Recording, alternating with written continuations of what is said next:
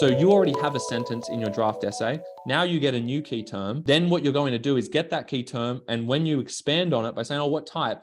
I'll use something that clearly relates to what I already had in my draft. And often there'll be something that kind of relates there or directly relates. So use what type, what questions like how, why, so what, who.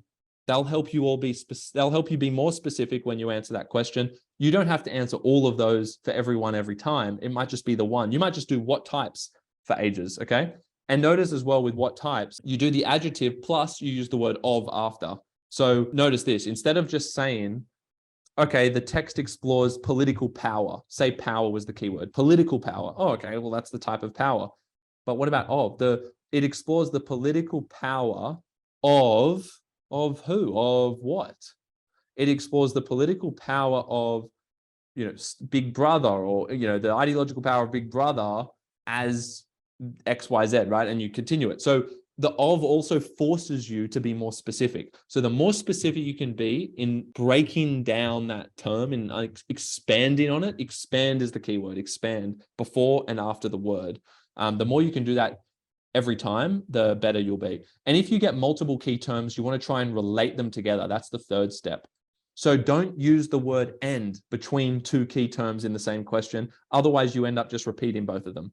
You need to tell me how they relate to one another. So if a question says, how does the text explore human emotions and behaviors? What you don't want to do is say, oh, the text explores destructive behavior and you can use the word and, you don't want to do that, but let's say you do it. You say destructive behavior and hostile emotions.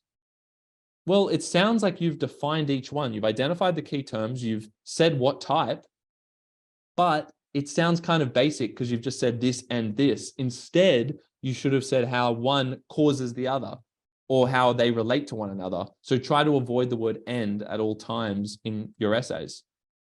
So you could say something like, the text explores the hostile emotions that arise from, see how this is cause and effect, that arise from destructive behavior.